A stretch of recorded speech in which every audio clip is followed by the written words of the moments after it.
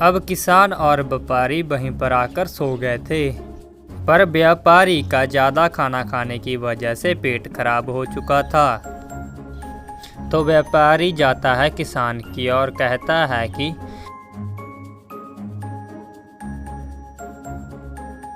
अरे शेर, मेरा तो पेट खराब हो चुका है, अब मैं क्या करूं यार, तुम ही मुझे बताओ।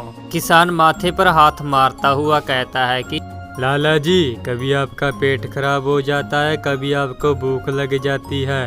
अरे शेर, मैं तो बाहर भी नहीं जा सकता, गेट पर ही सास ससुर सो रहे हैं, कहीं मेरा हाल बाबा की तरह ही ना बना दें। किसान इधर उधर नजर दौड़ाता है और उसकी नजर एक घड़े पर पड़ जाती है और व्यापारी को कहता है कि लाला जी, आज की रात आप इस घड़े से काम चला लो, कल मैं इसे जाकर फेंक आऊंगा। व्यापारी उस किसान की बात मान लेता है और घड़े को ले जाता है। किसान व्यापारी की हालत देखकर खुश होता है। जब सुबह होती है तो व्यापारी किसान के पास आकर कहता है, अरे जे लो शेर, इसे जल्दी से जाकर फेंक आओ, नहीं तो सास ससुर जाग जाएंगे। किसान अपने नाक पर हाथ रखकर कहता है कि अरे इतनी बदबू, मैं नहीं, आप ही इसे फेंक कर आओ।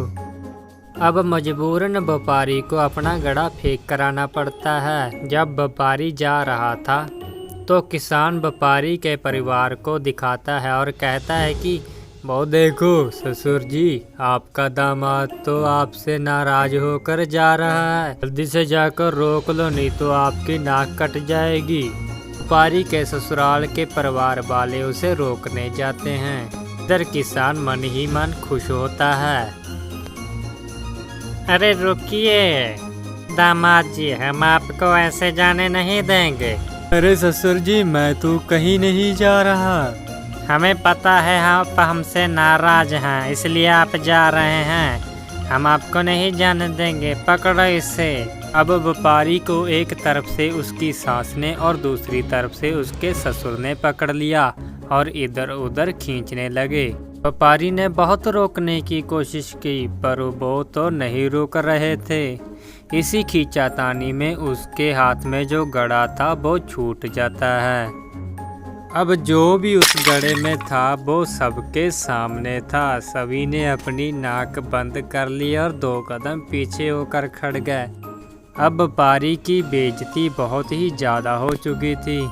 अब वो तो सहन नहीं कर पा रहा था, पर व्यापारी अपनी शर्त भी हारना नहीं चाहता था। अब जब रात हो जाती है तो व्यापारी और व्यापारी की पत्नी मिलकर एक योजना तैयार करते हैं। व्यापारी अपनी पत्नी को कहता है कि आज रात जब किसान सो जाएगा तो हम उसे उठाकर कुएं में फेंक देंगे। उनकी ये सब बातें किसान एक कोने में छुपकर सुन लेता है। अब सभी सो चुके थे, किसान भी सो चुका था, व्यापारी भी और उसकी पत्नी भी सो चुकी थी।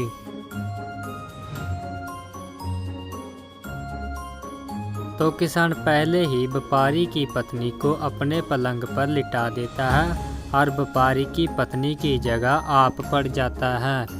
अब व्यापारी आधी रात को जागकर अपनी पत्नी के बुलेखे किसान को जगा देता है और कहता है कि चलो किसान को कुएं में फेंक कर आते हैं। अंधेरा ज़्यादा होने की वजह से व्यापारी को किसान का नहीं पता चलता और व्यापारी के साथ ही व्यापारी के पलंग के पास जाते हैं जिस पर व्यापारी की पत्नी सो रही थी। तो व्यापारी उसके पलंग का बिस्तरा इकट्ठा करता है, साथ ही उसकी पत्नी को भी लपेट लेता है और दोनों ही उठाकर उसको कुएं में फेंक आते हैं। अरे आज आ गया मजा, कितने दिनों से मुझे इस किसान ने तंग किया हुआ था। पहले मेरी माँ मार दी, फिर मेरा खाना खा गया, फिर मेरी इतनी बेइज्जती करा दी। तो किसान अपना चेहरा उसके सामने करता, अरे तू अभी जिंदा है, और कहता है, अरे लाला जी, अब तो मैंने आपकी पत्नी को भी मार दिया आपके साथ मिलकर। व्यापारी को बहुत ही गुस्सा आ जाता है क्योंकि उसका सब कुछ किसान ने बर्बाद कर दिया था। अब किसान पूछता है कि लाला जी, क्या आपको गुस्सा आ गया? हाँ, आ गया, मुझे गुस्सा आ गया। अब क्या कर लेगा तू? तो आप मानते हैं कि आप आपकी शर्त हार चुके हैं, तो आप मुझे अपनी आधी जायदाद दे दो।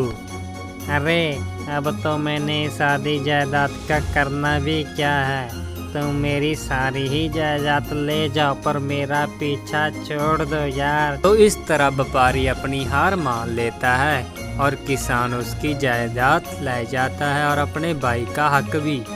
अगर कहानी पसंद आई हो तो इसको लाइक करना और इस चैनल को सब्सक्राइब करना दोस्तों। अब हम लेकर आएंगे आपके लिए 2 ठगों की कहानी।